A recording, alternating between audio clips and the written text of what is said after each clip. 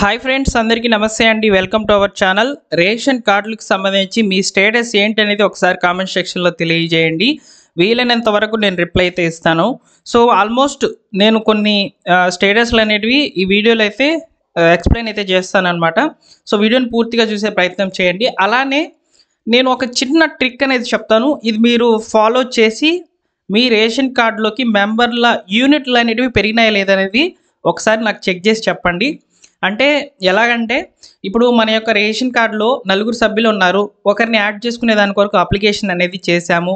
So మనకు application అనేది అంతా కూడా కంప్లీట్ అయినా కానీ స్టేటస్ అనేది డిజిటల్ సైన్ పెండింగ్ అని కనుక చూపించినట్లయితే ఇక్కడ యూనిట్లు అనేటివి యాడ్ అయిపోయి ఉంటాయన్నమాట. అంటే కొంతమందికి ఆ, ఇక్కడ తెలంగాణలో అయితే జరిగిందనమాట. ఎగ్జాంపుల్కి చెప్పాలంటే అప్లికేషన్స్ అన్నీ కూడా ఇచ్చినా కూడా అప్లికేషన్తో పాటు అన్నీ కూడా కంప్లీట్ అయిపోయినా కూడా ఈ యొక్క ఏమైందంటే రేషన్ కార్డులు పేర్లు అయితే వచ్చేసాయి, కార్డు అయితే శాంక్షన్ కాలేదు. సో ఇదే విధంగా మన ఏపీలో జరిగి ఉంటుందని నేను ఒక చిన్న ట్రిక్ అనేది అడుగుతున్నాను. సో ఇది నేను మీకు చూపిస్తానన్నమాట. అంటే ఏ విధంగా చెక్ చేయాలి అనేది. ఓకేనా? మన రేషన్ కార్డులో సభ్యులను యాడ్ చేసేసారా ఆన్లైన్లో అనేది మనం చూసుకోవచ్చు. అది ఎలాగనేది నేను మీకు చెప్తాను. ఓకేనా?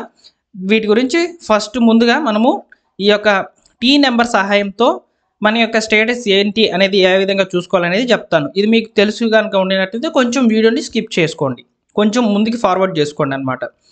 ఓకేనా? సో అయితే ముందుగా మనము ఈ టీ నెంబర్ చెక్ చేయాలనుకుంటే మనం అఫీషియల్ వెబ్ పేజ్ వచ్చేసి ఈ యొక్క గ్రామవార్డు సచివాలయానికి సంబంధించినటువంటి సేవా పోర్టల్. సో ఏపీ సేవా పోర్టల్ అని గూగుల్లో టైప్ చేస్తే మీకు ఒక వెబ్ పేజ్ అనేది రావడం జరుగుతుంది. సో ఆ యొక్క వెబ్ పేజ్ని కూడా ఇప్పుడు నేను మీకు షేర్ చేస్తాను, చూడవచ్చు. ఓకేనా? సో ఈ విధంగా ఏపీ సేవా పోర్టల్ అనేది రావడం జరుగుతుంది. ఈ ఏపీ సేవా పోర్టల్లో సర్వీస్ రిక్వెస్ట్ స్టేటస్ చెక్ అని ఉంది కదా. సో ఇందులో వచ్చేసి టీ నెంబర్ అనేది ఎంటర్ చేయాలి. టీతో స్టార్ట్ అయ్యి ఒక ఏడు అంకెలు అయితే ఉంటాయన్నమాట.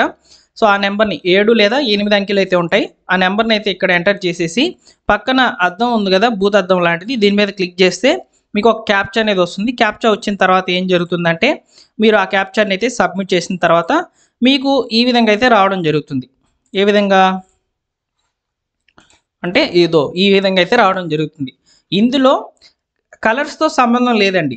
సో కలర్స్తో ఎలాంటి సంబంధం లేదనమాట. ఇక్కడ గ్రీన్ ఉన్నా కానీ కూడా కొంతమంది కార్డులు అయితే రిజెక్ట్ అయిపోయినాయి అనమాట. సో అయితే కలర్తో సంబంధం లేకుండా మ్యాటర్ ఏ విధంగా ఉంది అనేది ఒక్కసారి నాకు కామెంట్ సెక్షన్లో తెలియచేయండి. ఇక్కడ ఏం జరిగిందంటే ఇక్కడ ఒక అప్లికేషన్ అనేది ఎగ్జాంపుల్కి అయితే చూపిస్తున్నాను. డిజిటల్ అసిస్టెంట్ గారు అప్లికేషన్ అనేది ఎప్పుడు చేశారు? 9వ తేదీ చేశారు. అంటే మే నెల 9వ తేదీ అయితే చేశారనమాట. అదే రోజున ఈకేవైసీ చేసేసారనమాట. సో అదేవిధంగా ఇక్కడ ఏం జరిగిందంటే విలేజ్ రెవెన్యూ ఆఫీసర్ గారి దగ్గరకు వచ్చే లోపలికి ఈ యొక్క అప్లికేషన్ అనేది యాక్షన్లోకి అయితే వచ్చింది. సో యాక్షన్లోకి వచ్చిన తర్వాత ఏం జరిగిందంటే ఈ యొక్క అప్లికేషన్ అనేది అప్రూవల్ వచ్చి తహసీల్దార్ గారికి అయితే వెళ్ళిపోయింది అనమాట. కానీ ఇక్కడ ఏం చూపిస్తుంది? రెడ్ అనేది చూపిస్తుంది. మీరు ఇక్కడ చూసినట్లయితే మేము విఆర్ఓ గారితో మాట్లాడితే ఏమైందంటే ఈ అప్లికేషన్ అనేది ఫార్వర్డ్ చేసామండి, తహసీల్దార్ గారికి అయితే పంపించాము అని చెప్పని వాళ్ళు చెప్పారు. ఇక్కడ ఏమైందంటే రెడ్ కలర్ చూపిస్తుంది. సో ఏంటంటే ఇక్కడ కలర్తో సంబంధం లేదని చెప్తున్నారనమాట. ఇప్పుడు లాగిన్ ఎవరి దగ్గర ఉందంటే మా యొక్క రేషన్ కార్డ్ అప్లికేషన్ అనేది ఇప్పుడు నేను ఎగ్జాంపుల్గా చూపిస్తున్నటువంటి ఈ యొక్క అప్లికేషన్ అనేది తహసీల్దార్ దగ్గర అయితే ఉందన్నమాట. సో వీళ్ళు అప్రూవల్ ఇస్తే మనకు కార్డ్ అనేది ముందుగా ఆన్లైన్లో ఎక్కేస్తుంది అనమాట. తర్వాత ప్రింటింగ్ అయితే వెళ్తుంది. కార్డ్ అనేది స్మార్ట్ కార్డ్ రూపంలో అయితే రావడం జరుగుతుంది. ఈ లోపల ఏం జరుగుతుందంటే మన యొక్క గ్రామంలో మన యొక్క రేషన్ కార్డ్ అనేది ఉంది కదా, మన రేషన్ షాప్లోకి అయితే పేర్లు అనేటివి ఫస్ట్ యాడ్ అవుతాయి. సేమ్ ఇదే ప్రాసెస్ తెలంగాణలో అయితే జరిగిందనమాట. కార్డు రాకుండానే కొంతమంది పేర్లు రేషన్ షాప్లోకి అయితే వచ్చేసాయి, రేషన్ కూడా తీసుకున్నారు. ఇప్పుడు కూడా అదే చెప్తున్నారనమాట మన మంత్రి నాదెండ్ల మనోహర్ గారు. కార్డు ఇష్యూ కాకపోయినా పేర్లు అనేటివి ముందుగా వస్తాయని చెప్తున్నారు. ఆ ముందుగా వచ్చే పేర్లను ఎలా చూసుకోవాలి అనేది నేను మీకు ఇప్పుడు చెప్తాను. ఈ జూన్ నెలకి సంబంధించిన కీ రిజిస్టర్ అనేది ఆన్లైన్లో అవైలబుల్లో ఉంది. అది ఎలా చూసుకోవాలనేది ఇప్పుడు మనం వీడియోలోకి వెళ్ళి తెలుసుకుందాం. ఓకేనా? సో ఇక్కడ నుంచి కొంచెం జాగ్రత్తగా వినండి. కొన్ని నేను వెబ్సైట్స్ అనేవి చూపిస్తాను. సో వాటిని మీరు కరెక్ట్గా మీ మొబైల్లో నొక్కితేనే వస్తాయన్నమాట. సో నేను ఆల్రెడీ చేసి పెట్టున్నాను అనమాట ఇవన్నీ కూడా. ఒక్క నిమిషం, ఇంటర్నెట్ కనెక్షన్ లేదు.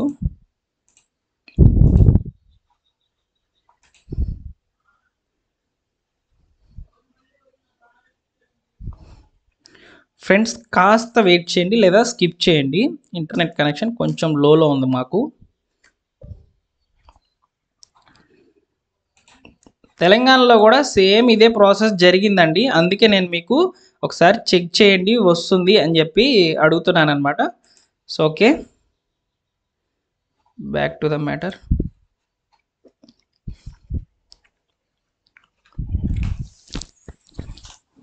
ఓకే, ఇక్కడ చూసుకున్నట్లయితే నేను ఏపీ సివిల్ సప్లైస్ అనే వెబ్ పేజ్లోకి అయితే వచ్చాను.